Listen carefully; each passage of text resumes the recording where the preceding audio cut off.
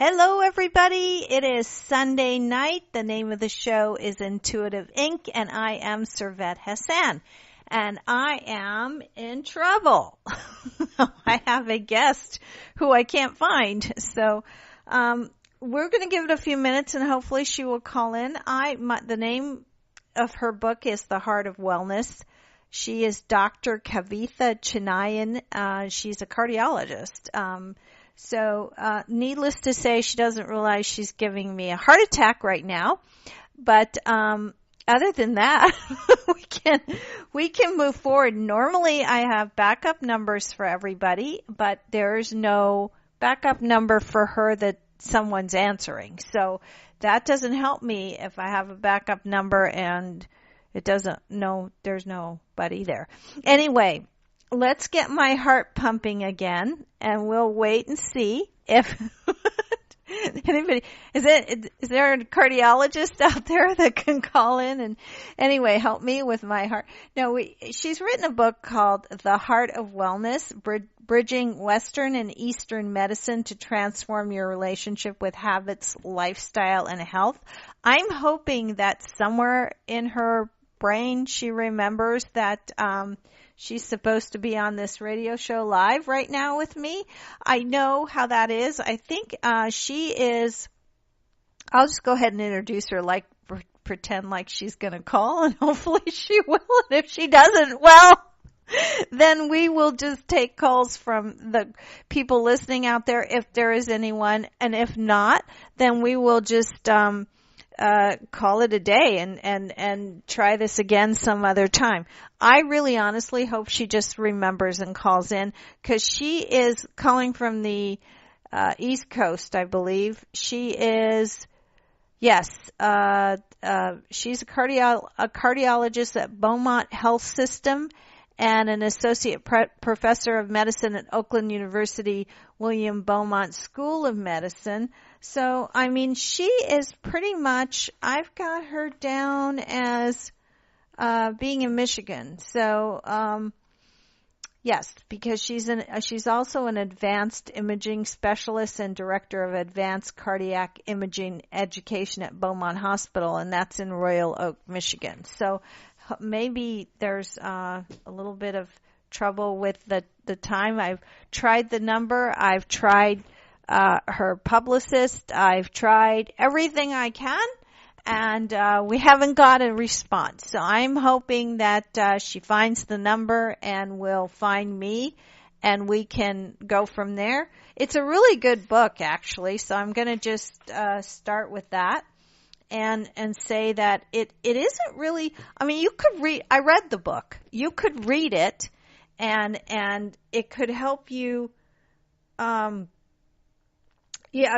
I'm hoping she still calls in here. I'm kind of, she knows the time change. She knew what time the show was on, and I'm not sure if she forgot or if something else got wrapped up. Her publicist is Sarah, who knows to tell her exactly when to call and all of those things. So I know Sarah well. So I think she's got it, but things happen. And she also has a family, and she's a doctor. So I'm sure she's quite busy.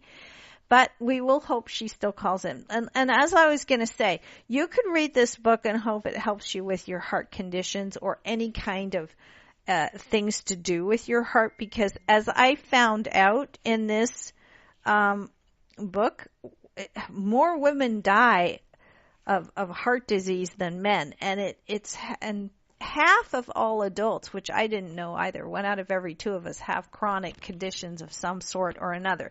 But it hasn't just to do with the heart itself. It's more about bridging the modern part of medicine with the Eastern aspect. So it's about body-mind. But you know what? That even goes a little further and a little deeper, because she studied yoga, Ayurveda, Vedanta. I mean, she got into all of that. And what I was going to ask her about is how the premise of the book, or what I thought the premise of the book was, which I would have asked her about too, is whether disease and suffering were interchangeable. that was fascinating to me because I do believe it is, but I wanted to hear about it from a medical doctor's aspect, and I wanted to find out about her. She talked about intentions for lifestyle changes and considering whether it came from love of self or fear of the disease, and that the root cause of suffering, she said, is always separate from the disease, but they're intertwined. So if that makes sense to anybody, I thought that was a very fascinating subject. I don't know if we'll ever have her back, or she may have a change of heart. I'll stop with the cheesy heart jokes, but and be back again later. But we never know. I'm still hoping, because this is what happens when you do a live show, and I've carried a whole show for an hour before. It's not easy, but I did it around last year, and I kept talking, and I was talking about the person's book, and suddenly she called in halfway through the show. So I just kept at it, kept talking about it, and she eventually called in anyway. Okay, so this woman has, which I'm going to talk about, and I'm going to hope someone calls me and asks me questions about this, because really honestly, the premise behind the rest of this, she's developed two things. She's a spokesperson for the American Heart Association, but she has also created her own way of healing called Heal Your Heart, Free Your Soul. And it is sort of a holistic prevention program. So she gets into something she has called in her book as Bliss RX. So it's the Bliss prescription. Now, I totally get that, but I was going to, challenge her on that a little bit, because, you follow your bliss, Joseph Campbell said, follow your bliss. And I remember 100 years ago hearing that and said, how the hell am I supposed to follow my bliss when I've got this pile of bills over here, the rent's due, the guy left, I don't know, you follow your bliss and everything will happen, I was like, okay, but you know what? It's true. If you are in following your bliss, then you are actually probably not only going to be more successful, because I think his exact quote wasn't really, it was follow your bliss and the universe will open doors for you where there were only walls. I do remember that much. And as I've gotten older and traveled through life, that's true. We know that's true. So, I think that would have been a good way to start. The other thing I was going to talk to her about is stress. So I think all of these things that we know, or I know, have heard about before, I wanted to discuss with her: reducing stress, loss of victimization. You can't be a victim and be in bliss. You have to forgive. You have to find compassion. You have to have gratitude. You have to have acceptance of things as they are so that you can change your habits.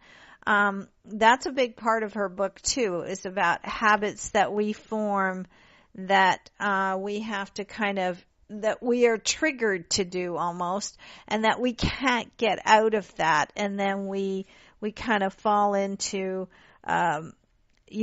suffering. And then when we do, we create disease in our own bodies, because the body and the mind and the soul are all connected, all very interconnected. So that was pretty much where we were going to go and talk about risk factors that do turn into disease in our body.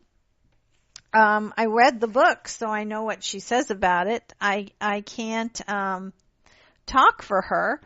But part of it too was also, as I said, just being in bliss is easy to say. It's hard to do. So that's something you have to do experientially. So then she talked about, of course, things like meditation that I talk to all of you about all the time. So if there's anybody out there listening that has a question about any of the things that I'm discussing, I'm happy to help. There's things she went into, diet, things like that I can, certainly comment on from my perspective. But, it kind of,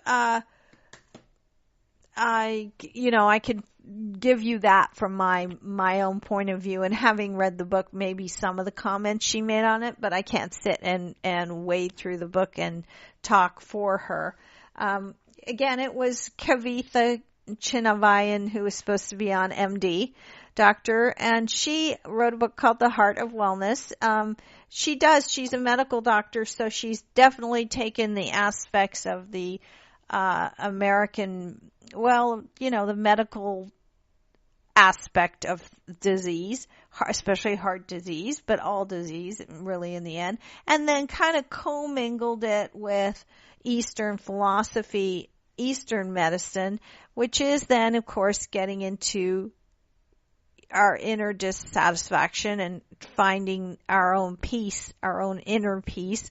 And so she incorporated all the aspects of yoga and Ayurveda and Vedanta into that to help you find ways to be healthy and strong. And part of that is, again, like I said, losing stress by meditating and trying to find, there's exercises in the book too that will help you, for instance, get clear on what you want and why you're getting better. Because like in the beginning of the book, she talks about a woman that was diagnosed with cancer. And I think it was cancer. But anyway, she was asking, the woman was very upset because her whole family was overweight, bordering on obese. Some of them smoked, some of them drank. And so she did everything right. And she's the one who got sick. And she just was really angry about that. And then this Dr. Kavitha asked her, well, were you living a healthy lifestyle because you loved your body and you wanted to live a healthy lifestyle, or were you living a healthy lifestyle because you had this fear of turning and getting sick because they were all not healthy and they probably would? So anytime you're coming from fear instead of a place of love for yourself and coming from a place of doing things with the right intention, which would be kindness, love, not fear of anything or anger, then you will heal.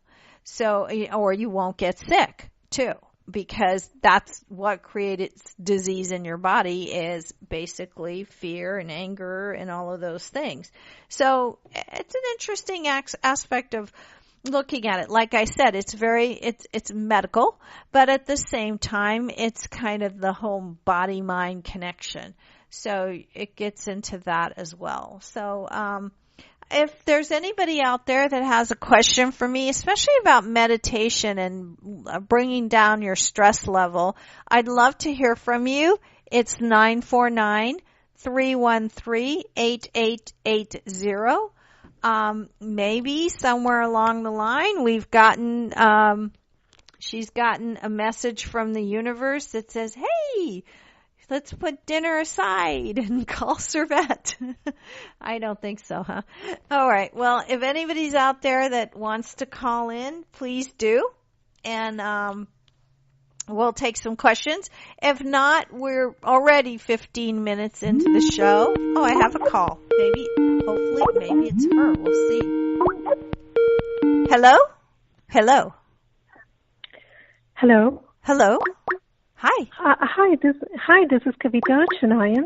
Hi, Dr. Kavitha Chinnaiyan. We are on live. We've been on live for about 15 minutes, and I've been talking to myself pretty much. Oh, I'm so sorry. I thought for some reason that you were going to call me, so I'm very sorry for that. No, that's okay. I have been making very silly heart jokes about maybe you had a change of heart and you were calling and that time was ticking, and okay, I'll stop with the cheesy. We're on live, so but I was actually, that's okay, because things do happen, and usually Sarah gives me a backup number, and I went through everything I had for you, and I I found a number, but there was no answer. And so anyway, the good thing is you're on the phone and time is ticking away. And this is great. You're live on the air. The name of the show is Intuitive Inc. And I have given you a wonderful raving review of your book called The Heart of Wellness. And thank you. I've read it, and I've been talking about you and the things you've done, and touched on very briefly the holistic prevention program that you created called Heal Your Heart, Free Your Soul. I touched on some of the basics of what I thought the premise was of your book as well, the whole body-mind connection here as well. So there you go. We don't have to do any of that, and here you are on the show. Thank you for joining me on a Sunday night. Thank you so much, and I apologize so much for the confusion. You're welcome. You know, you're a cardiologist. You have a family. You're also calling from, I believe, Michigan, right? Yes. Yeah. Okay. Well, Well, let's start. So thank you for that too, because you're a couple hours ahead of California anyway. So this is all really good. So I touched on some of the things, and then I thought I answered what I thought you might say. So now that you're on the line, let me start from the beginning here. First of all, we'll all take a nice deep breath, and I'll just say, okay. What made you decide to write this book? I read in the beginning there was a moment in a kitchen with knives, and you were looking at them thinking, And I thought, most of us women with children and busy lives have been there and done that. You took that a step further, and you decided to write this book, right? Yeah. Yes. Yeah. It was more like, how, I had been conducting the Heal Your Heart program at the hospital, and this had been going on for several years, and I just felt like, okay, can I put everything that we have talked about in the last few years onto paper and have it be available as a resource for anybody that asked. If somebody came to me and said, well, what exactly do you do in this program, and what is the whole basis for that? And then there would be something for me to refer them to and say, here, read this. And so that was there. I feel writing is an art, just like anything else, as you know very well, but you being a writer yourself. Right. It's something that just flows out of you, and there is absolutely no reason for it, except that the creative energy wants to be expressed in that way. Mm-hmm. So did you find writing this book cathartic? Was it kind of what worked you through that sort of dissatisfaction you were feeling about life itself? And no, I mean, it's more like, it's a joyful outpouring, so to speak, of just life flowing through you, more than any particular reason for doing anything. So were you guided? You were almost like channeling it in a way, right? Yeah, exactly. Yeah, and, I know. That's how I felt. I generally feel writing is that it's something that comes from a different place. Mm-hmm. And, it's like, I think most people can relate to this in one way or another, where they do something where we kind of, it may be writing or art or speaking or even some, extremely mundane, a day-to-day kind of a thing that just flows through us from a very different place. Mm-hmm. No, I totally understand that. All of my writing comes from that place, and I'm glad you did it, because it's not just about heart disease, which we will discuss, but it's also about, and if you read the book, that would certainly be a result, but it's also about healing your heart, period, which I actually just got a question from a caller about because she's saying that she wants to know what the emotional connection is between heartbreak and heart disease. Normally I take calls live and she'll be live on the air, but she's asking a little too soon, but I'd like to throw that. Yeah, that's a good question. The connection between heartbreak and heart disease. Oh, there's a huge connection. Yeah. And, for instance, in the last, I would say about 15 years or so, we have recognized, for instance, a condition known as stress cardiomyopathy. Mm-hmm. And this particular condition actually is one of those things that really demonstrates without a doubt that the mind and body work as one. So in this condition, what happens is, there is a trauma of some kind, emotional, mental, usually, or sometimes even physical trauma of some kind that has nothing at all to do with heart disease. But then that results in a huge surge of stress hormones, mm-hmm. and changes the whole chemistry of the body.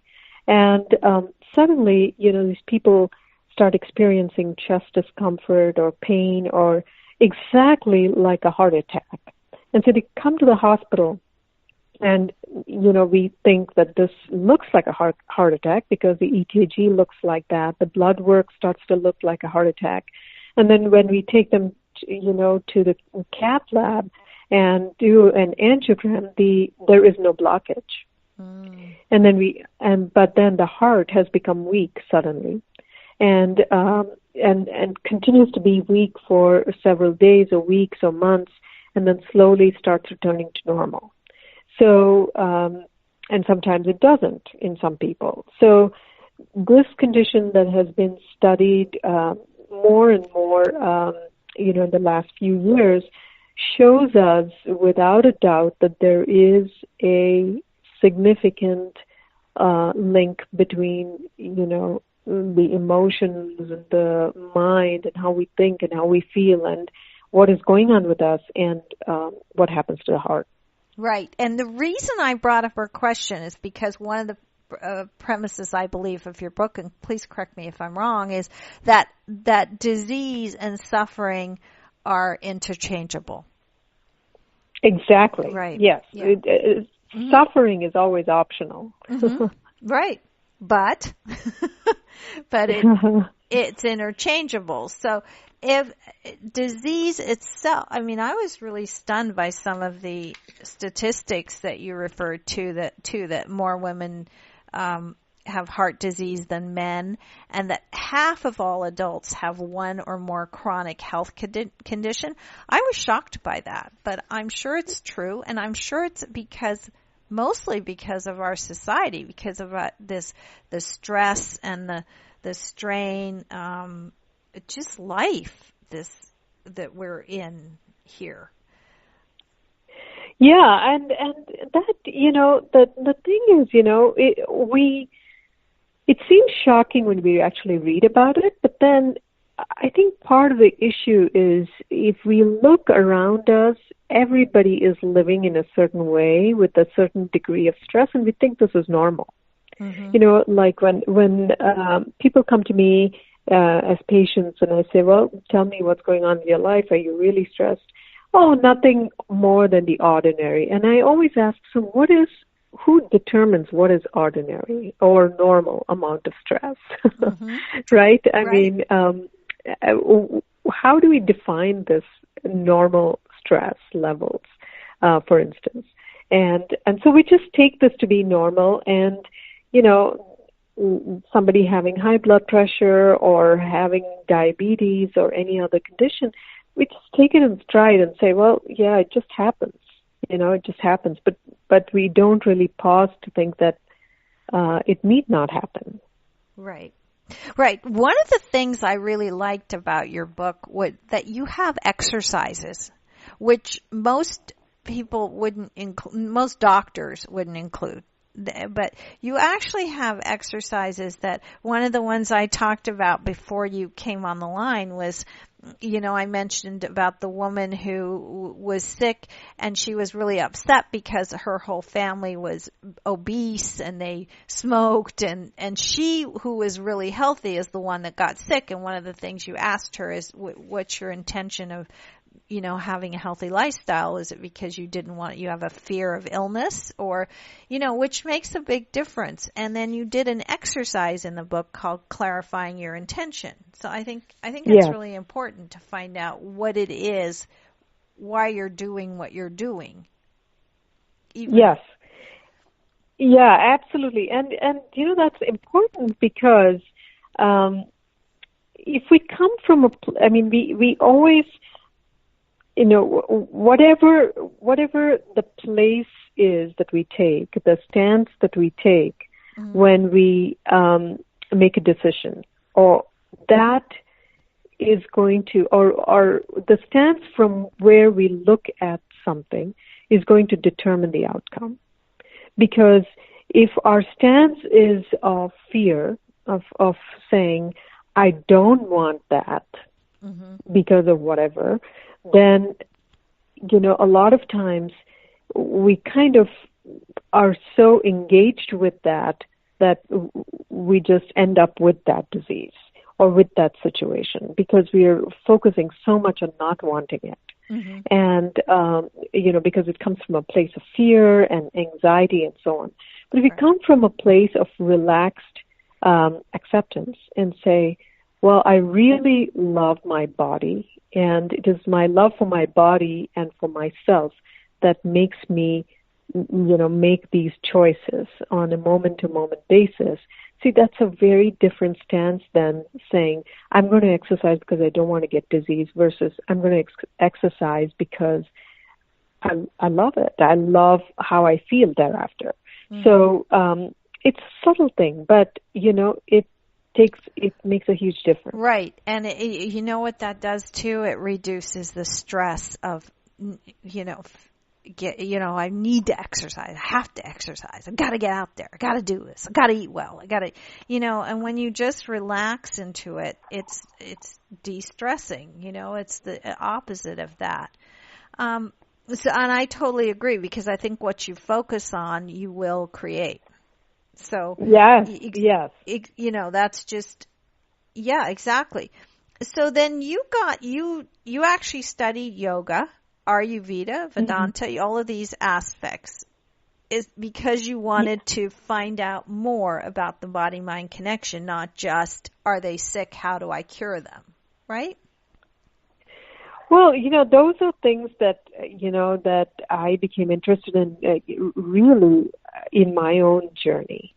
And it was this burning desire to figure out,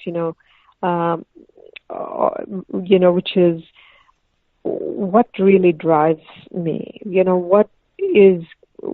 why am I here? Who am I? What am I doing in my life? What is the purpose of my life? And the kind of questions that sooner or later probably every one of us comes to, which is, I'm not satisfied with any of these superficial things at the moment, and there has to be something greater, something far greater than all this. Right. So then you connected the two, though. So, and you call it in your book the Bliss RX, the Bliss prescription, correct? Yeah. Right. Yeah. Okay, so where did that come from? Did it just all boil down to that for you? Yeah, it does, and it did, and I feel that human life is very precious, and it's such a great privilege to be born human. And to have the ability in our short lives to discover this great truth about our being, about the nature of reality, and everything else fades in perspective compared to that. of the true nature of our being, that we are all Yes. spirits. Is that what you're referring to? Yes, to really figure out and not theoretically, but to really know who we really are, and that mistaken identity, who we think we are, is the fundamental cause of all suffering, and so that's what I present in the book, which is a paradigm shift. Mm-hmm. Right. So, yeah, because before you came on too, I was talking about how when I was young, which was 1,000 years ago, I remember Joseph Campbell saying, just follow your bliss. Everything will be fine. Just follow your bliss and the universe will open doors for you where there were only walls. And I was like, to hell with you, bliss. I've got bills to pay, you know? And it took many, many years to figure out what that was, you know, and much studying with many gurus and some really great mentors and teachers along the way. But bliss is it's something you have to feel it experientially. You just can't know what it is. So how would you suggest people out there listening find that place within them? Yeah, and that's such a good question, and I think it's good to address that. You know, when Joseph Campbell said, "Follow your bliss," you know, he actually regretted saying that because it became such a misunderstood thing. Because we misunderstand bliss to be, let me do whatever I like, you know, and follow your bliss means, you know, just following that path of just doing whatever comes to our mind that makes us feel good. But in fact, that is not it. You know, the bliss isn't something you can feel. It is who we are. And so that is the most fundamental issue. When I say that, it comes from realizing that who we are isn't limited to this body mind, and who we are is undying, eternal bliss consciousness. You know, the totality of our existence is something that cannot be defined by our life history. It cannot be boxed in by our gender, our culture, where we were born, our life history, and you know, this. I'm a woman. I'm black, white. I'm a Republican, Democrat. All that is irrelevant, actually. That is a very, very minute aspect of who we really are. So to understand that and to know that is the bliss prescription. And how do we go about doing that? How do we find that? The irony is that it's really who we are, and yet we don't know that. So it's so plain, so obvious, and yet, you know, the thing that keeps us from realizing that is our tight identification as this person with the story. And that keeps us feeling like we are separate, finite, you know, finite little boxes where I am here, you're there, and we are two separate people, and everybody else is separate, and we have to watch out for ourselves, and all of the stuff that comes from, you know, identifying ourselves as this finite body-mind. So, how do we go about discovering that? Well, that is the bliss prescription that is in the book, which is an outside-in approach and an inside-out approach. So it's like bringing the body back into balance, bringing the mind into balance, and doing these things that actually help in shifting that identification. Right. No, yes, and you do a good job of that, including with diet, but then also with meditation. I mean, there's, you know, the physical and the mind connection there. And one of my teachers once told me, too, that bliss is a noun. And so that's kind of what you just said. And also love, too. Love is a verb and a noun because it's who we are, too. And Yes. it's what spirit is. You can call it God, you can call it the universe, you can call it anything you want. But that's also part of who we are as well. And Yes. and I love that connection. We're going to run out of time, so I'm going to open the lines. If anybody has a question for the doctor is in, and she's got a lot of heart. So 949-313-8880. Please call in if you have a question. I know somebody texted a question.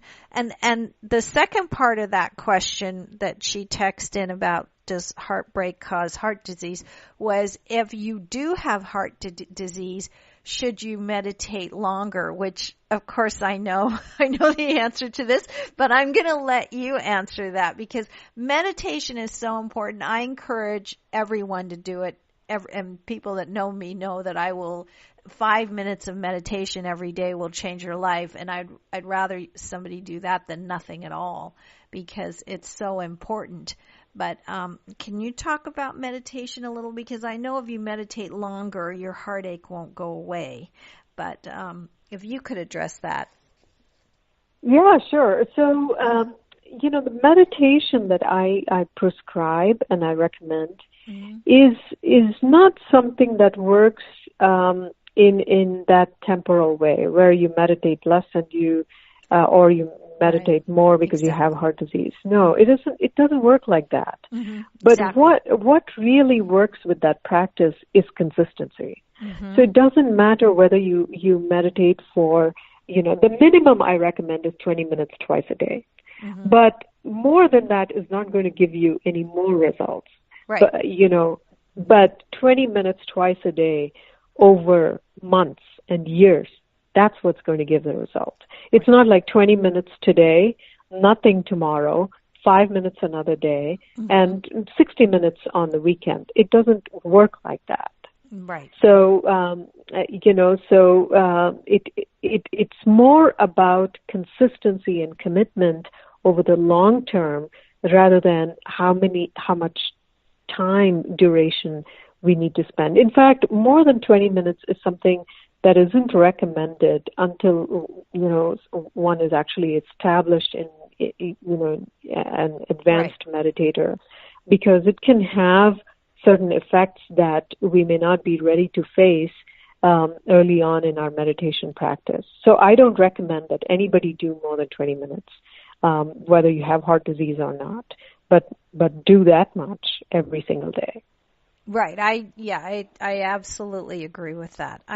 I've been doing it for a very long time, so mine's a little bit longer, but it's still not that much longer. I still, I've been meditating for 100 years, and it's still, now I'm at half an hour in the morning and half an hour in the evening. So even then, I don't get carried away. It's not necessary. I find. And also, I use the meditation in the morning if you're forcing yourself to do this again, it's defeating the purpose. The whole purpose is to de-stress yourself. So if you're making yourself meditate, that's not the answer either. And so I just calm myself down, let things come to me. And in the evening, I do a gratitude meditation. It's all about gratitude and Thanksgiving, actually.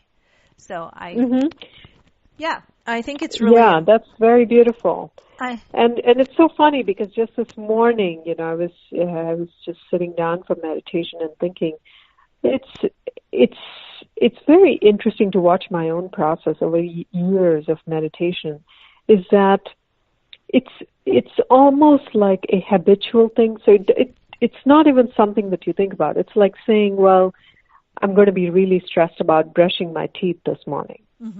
You don't think about it. Right. It's something that just happens. Or, I'm going to get really stressed to take a shower, because it's something that you do. And so it becomes like a habitual thing with meditation. And then, a very interesting thing starts to happen in our own physiology, which is, it's almost like the mat calls to you very lovingly.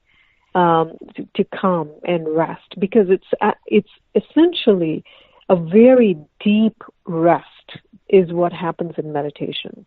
And in that restfulness, it's actually an awake restfulness that happens where, your creativity skyrockets. And earlier you were asking me about writing. It's something that has been the result of this meditation practice. Mm-hmm. No, definitely. I totally agree with you, because I think when I'm writing anyway, I think it's a form of meditation. Even though I'm sitting at a computer, but I still feel like I'm not really there. I'm somewhere else. Yes. Right. Yeah, I know that. I know that feeling. Yeah, it's actually quite wonderful. It's like you lose yourself and you realize that you're not really, that you're more than this. You're more than this body that you're seeing. And that's important too, because it's so much of, there's a lot of chronic illness, or people come down with something that keeps reoccurring. It's almost like a habit of illness. Yeah, go ahead. Yeah, I know what you're saying. It's like a pattern. Right, exactly. Right? Yeah. Mm-hmm. And I think that is true in a lot of instances, and a lot of times, it's mysterious on why that really happens. But meditation does wonders to your immune system as well.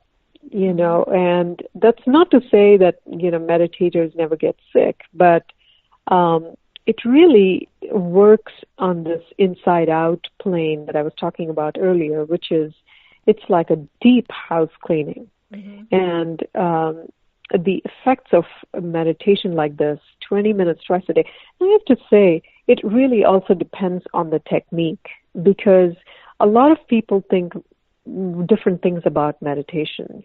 Just sitting around thinking about something is not the same as using a particular technique to meditate. And so if you have a simple, effective technique and you stick to it for months or years, that's mm-hmm. when things begin to change.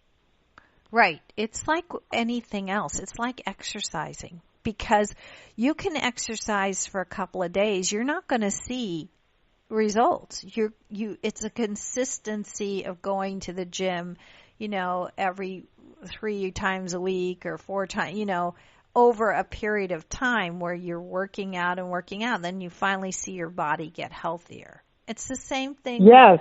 Yeah, exactly. So it's kind of like exercising your mind, because the neurons that fire together wire together, and the only way you're going to change habits and change your life actually is if you change that pattern, that thinking. And the only way I feel you can do that is if you do it over and over and over again, and then your brain it starts firing differently, and you stop doing that, I mean, that's a very simplified version of that, but that's what I'm trying to say exactly. Well, and you talk about, I love, you even get into, see, I had like 92 pages of questions here, so we're just going to have you back on.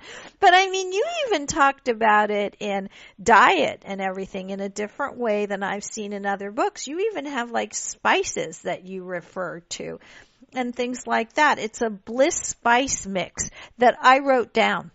I wrote it down because I make dal. Uh-huh. And so I'm going to put it in my dal and things like that. For people out there that don't know, it's an Indian dish that, I was born in Pakistan, even though I'm a British citizen and a Canadian citizen and an American citizen. My mother still makes dal. So I have to, and that's important that you have that. It's a bliss spice mix, and it's not silliness. It's really real. Right? Yeah. Mm-hmm. Oh, yeah. And the thing is, this is what I tell, my patients and so on, which is just try it. Try this way of eating and give it a good try. And do it for a while. Do it, any meaningful thing, you must do for, say, 3 months or so, and see how you feel. And so don't take my word for it. Just try it yourself. But then try it without any modifications. Don't say, well, she said this, I'll do this instead. You just do it as is and see what happens, and see how your body feels. Right. Is it just healthier eating, or is there more things like the Bliss spice mix in there? I read the book, but just let people know.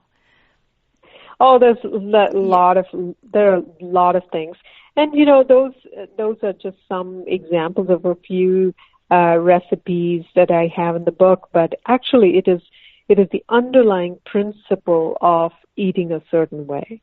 And it's more of, and then, I also mentioned in the book not to make a religion out of eating, because this diet business is a very touchy thing for a lot of people.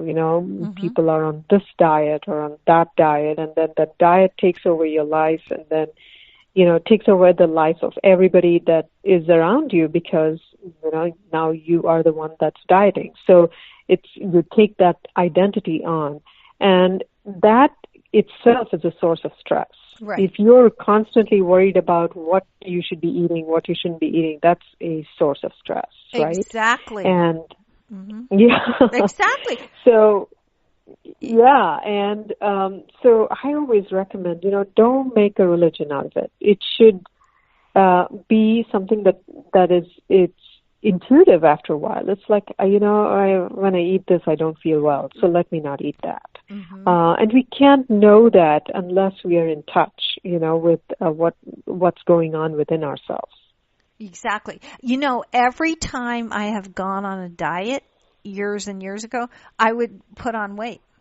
So I realized one day, I said, I'm not going to go on a diet ever again, because when I do, because I'm so thinking about not putting on weight that I put on weight. And when I just change my lifestyle a little bit and just tweak a few things here and there and eliminate a few things and do eat a little differently, I'm fine. I can zip my jeans up again, and I don't think about it. And when I put too much in, that's why I could never be like a vegan, or maybe I could be a vegan, but what's it called when you don't eat any, like even eggs, or I can't think of it right now. Yeah, that's a vegan. Yeah, that's okay. a vegan. I'd be thinking about it so much, I would get carried away and eventually just be a blob of, I'd be obese, I think, because I would just you know what I mean? It's just how my mind works. So I think, okay, so I have another question from a caller who's not calling in, but texted again and said, what is the underlying eating, all natural?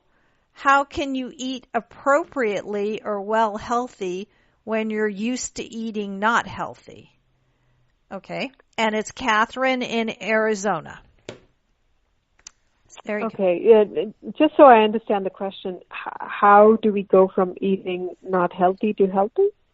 Well, I'll read it to you. I mean, because she texted it in. What is the underlying eating, all natural or question mark?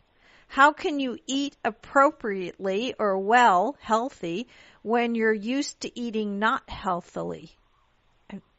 I don't. Yeah, I think how to eat appropriately, when you're not used to it. I think the change has to be gradual, and you can't suddenly go from eating, double macs with super fries to eating, vegan, the next day. So it doesn't. That's a very difficult change to make. So it has to be more holistic and thinking, well, this is not making sense to me anymore, so let me not do this. And let me cook a few more meals at home, for instance. Mm-hmm. And some of the most basic things that I tell everybody, whether or not they're interested in this kind of work, is cut out refined sugars. Mm-hmm. That's the number one thing. Right. Cut out refined sugars. Really cut down on salt. And it's very, very important because salt hides in all kinds of things. It's extremely detrimental to a lot of different hormonal processes in the body.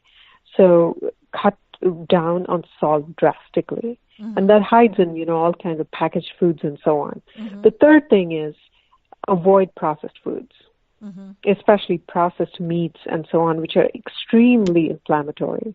So if you're only going to do 3 things to begin with, I would start with that.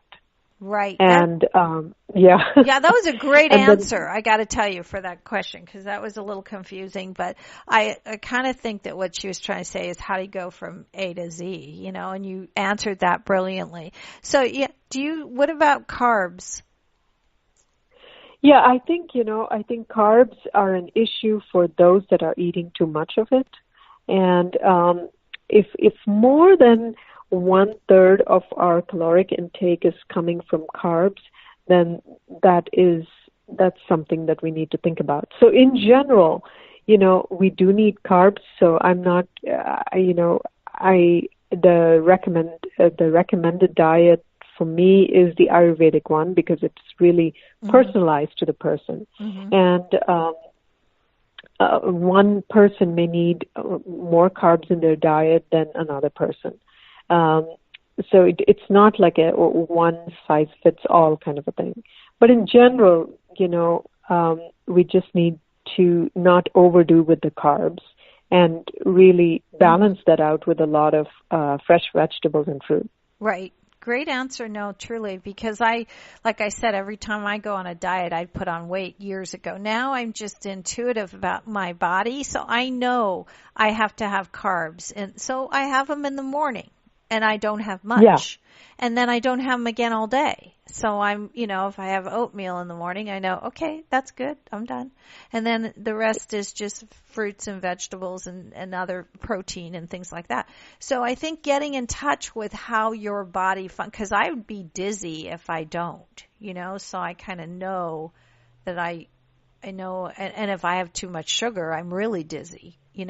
Because it crashes you. It does the opposite of what so I've gotten in touch with how my body works, and I go with that. And when clothes are tight and the zipper in your jean isn't going up anymore, I just know to cut back and get healthy, and I don't get into that gotta go on a diet thing.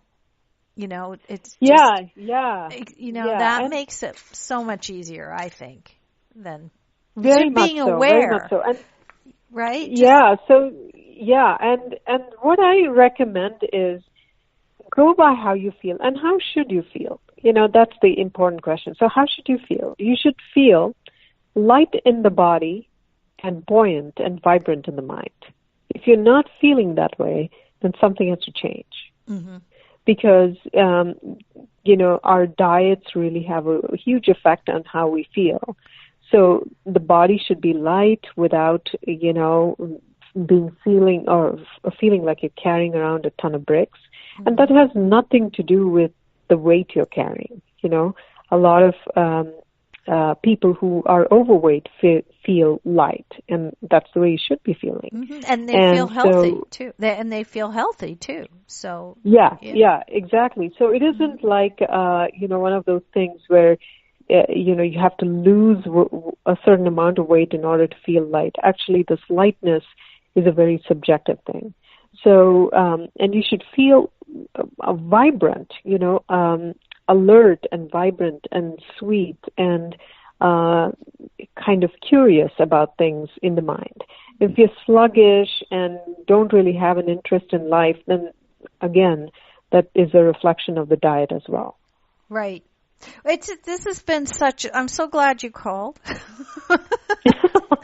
I need to tell people to get your book. It's called The Heart of Wellness, and you are Dr. Kavitha Chinnaiyan. I hope I said that correctly. Did I? Yes, Good. You did. Okay, I'm going to spell it for everyone, though, because your website is, actually your website is kavithamd.com, correct? Yes. Okay, so it's Kavitha KavithaChinnaiyanMD.com, right? Yes. And the book is the book on your website? Yes, there Okay. is information about the book. Right, and I'm sure they can get it on Amazon.com. And if you can't find it there, you can find it on Llewellyn Worldwide Publishers. They are also they published all 3 of my books, so I know them well. And they're wonderful people, aren't they? I mean, I had great editors and great all of that. We'll have to talk about that some other time, but so I know you can get the book anywhere of those places, but the reason I mentioned your website really is because there's mention of your program on there too, Heal Your Heart, Free Your Soul, right? Too? Yes. Yeah. And I have a free meditation program on there, and there is a gut program on there as well, with all these things that we've been talking about. Right. And so I highly recommend that all of you at least get on that website. But I'd love it if you bought the book, because it really is a different way, a different approach of looking at wellness without overwhelming you with the Eastern philosophy. It combines the Western and an Eastern way philosophy together for medical wellness in a way that anyone can understand it. So I really appreciated that and liked it a lot, and I've read a lot of books like this, and so I know. So and again, it's called The Heart of Wellness, and the website is KavithaMD.com. So please check it out, and thank you so much for joining me. I so appreciate you calling in tonight. Thank you so much. You take care. I appreciate it. Take care. Thank you. Stay Bye. well. Bye-bye. That was a great show. I'm so glad she did call in, because all of you know how hard it is to carry a show for an hour with nobody there. So I got all that in the beginning about her, and it paid off because we didn't have to do that when she was on the line. She's really fascinating, and she's got some really great ideas about body, mind, and spirit wellness and the connection between all 3. So check that out. Next week I have Master Teresa on. She's she's got all kinds of things. I don't have time to get into that tonight, but we will be sending out information on that because we're running out of time. So I've got to wind up here and get going. I am Servet Hassan. You could go on my website, ServetHassan.com. It's getting an overhaul, so it's going to come out in the next month or so in a new, brighter, bigger version. And, you can email me there as well, servet@servethassan.com. I do private consultations. That's all on the website, and the new improved website's going to be even better, because I will be doing workshops and online seminars via that website as well, all that stuff, and a blog and podcast and all that's coming, and I'm running out of time, so we can't, but that was a great show, and I'm so glad she called in, and she was a wonderful guest, and she had a lot of great information, and I do have like 16 more pages of questions for her. So what I might do is have her back on later, and talk about her holistic prevention program, because I liked her so much. But I'm running out of time, and they're going to bring the next show on, and I can't do that. So I'm just going to say what I always do: be you to the full, because that's what's really beautiful. And you want to know something? That's what puts you in your bliss too. And when you are in that bliss space, all things happen. Everything. The universe is with you, and it will take you and guide you and give you everything you want. It's really pretty easy. So you guys take care. I love you all, and I hope you tune in next week. Thank you and good night. Take care.